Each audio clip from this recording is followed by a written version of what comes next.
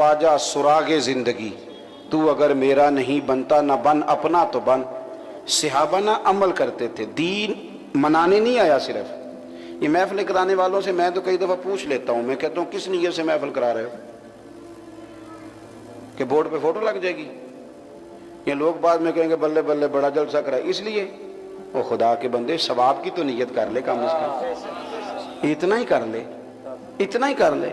اور یہ پیار سے بعض لوگ ٹائم مانگتے ہیں تو ان سے کہا جائے نا کہ وہ اڈا گیمبر میں جلسہ ہو رہا ہے وہاں بھی آ جاؤ، کہتے نہیں 1.5 کلومیٹر تے ساڈی مسجد اتنے بھی ٹائم دو۔ میں کہ ایک ہی دیے، اس کو بھی اپنی سمجھ لو، خدا رہا اتنے حصوں میں نہ بٹو، اتنی تقسیم نہ کرو۔ یا رسول اللہ کہنے والے جہاں بھی ہیں وہ سارے اپنے ہیں، ان سے پیار کرو، کسی جگہ تو رکو۔ تو نیک صحابہ نے دین صرف دیکھو نا، یہ داڑھی رکھنے کی بات کس کو کریں؟ جا کے ہندو سے کر لیں، یہودی سے، بدھ مت سے، کس سے کریں؟ مسلمان تو کہتا ہے میں ابھی نیک ہی نہیں، مجھے تو کوئی کان میں کہہ گیا کہ جب تک نیک نہیں ہونا رکھنی نہیں، حالانکہ حدیث میں تو کہیں نہیں آیا کہ نیک ہو کے رکھنا۔ داڑھی کے ساتھ انسان ہے، اس سے غلطی ہو جاتی۔ مسلمان تو مانتا ہی نہیں، وہ کہتا ہے ابھی میرا ٹائم ہی نہیں رکھنے کا۔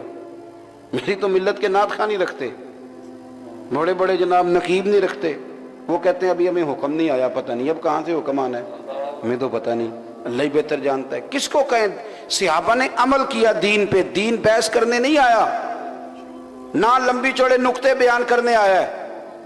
نبی کریم صلی اللہ علیہ وسلم نے فرمایا جس نے دین کا علم اس لیے سیکھا کہ جاہلوں پر رعب جمائے گا اور علماء سے بحث کرے گا، اسے تو اللہ جنت کی خوشبو بھی نہیں دے گا۔ صحابہ تو عمل کرتے تھے بھائی۔ حضرت انس بن مالک رضی اللہ تعالیٰ عنہ کہتے ہیں میں مسجد نبوی سے نکلا تو ایک صحابی مکان بنا رہے تھے اور اتنی دیواریں اونچی ہو گئی تھیں کہ چھت تک پہنچ گئی تھیں۔ آپ فرماتے ہیں میں جب ان کے قریب سے گزرا تو مجھے انہوں نے آواز دی اور کہنے لگے انس کہاں سے آئے ہو؟ میں نے کہا مسجد نبوی شریف سے۔ کہنے لگے کوئی نئی آیت تو نہیں آئی؟ میں نے کہا آئی ہے۔ کہا کون سی؟ تو میں نے 17ویں پارے کی پہلی آیت پڑھی۔ رب فرماتا ہے اقترب للناس حسابهم وهم فی غفلۃ معرضون۔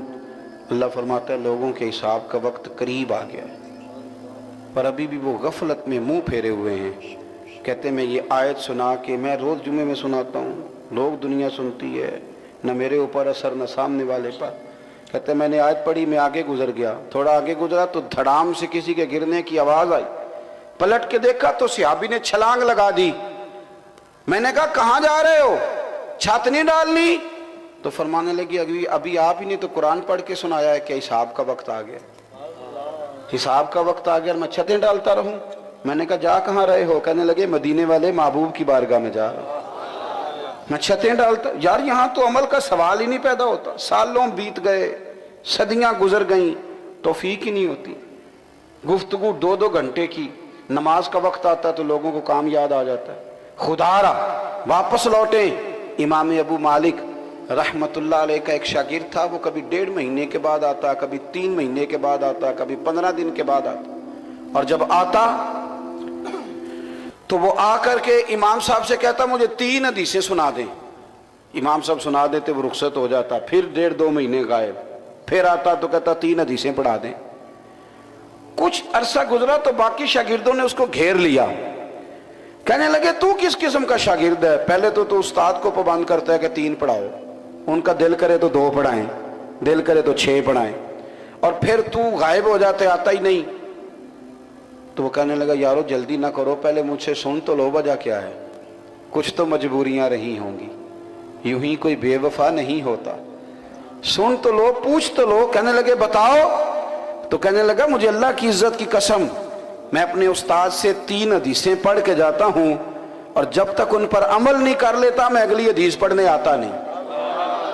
پہلے عمل کرتا ہوں، عمل 6 گھنٹے کی تقریریں کس لیے؟ واہ واہ کے لیے، سبحان اللہ کے لیے۔ 2.5 گھنٹے کی تقریر بھی بڑا مزہ آیا جی، آپ نے اس میں سے کوئی ایک لفظ کی تبدیلی ہوئی پھر آپ کی زندگی میں؟ کس مقصد کے لیے گفتگو ہوتی ہے، کس مقصد کے لیے جلسے ہوتے ہیں؟ ساری زندگی نقطہ بیان کیا جائے، اس کو منایا جائے، کھول کے منایا جائے۔ خدا را دین پہ عمل کون کرے گا؟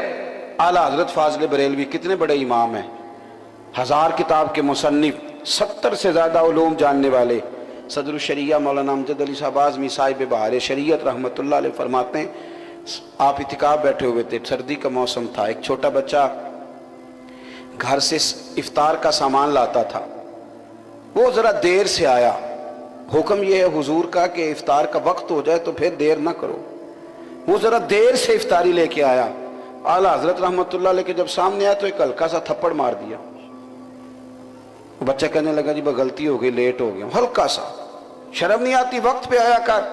پھر افطاری ہوئی، مغرب کی نماز پڑھی تو فاضل بریلوی بے چین ہے، کہنے لگے یار مجھ سے غلطی ہو گئی، اس بچے کو تو بلاؤ، یہاں تو جو مدرسے کے بچوں کا عشر ہوتا ہے وہ دیکھنے والا ہوتا ہے، کمیٹی والے کہتے ہیں ان کے پیروں کے نیچے فرشتے پر بچھاتے ہیں، یہ حدیث بھی سناتے ہیں، اور اس کی گردن پہ قربانی کی کھالیں بھی لاد دیتے ہیں۔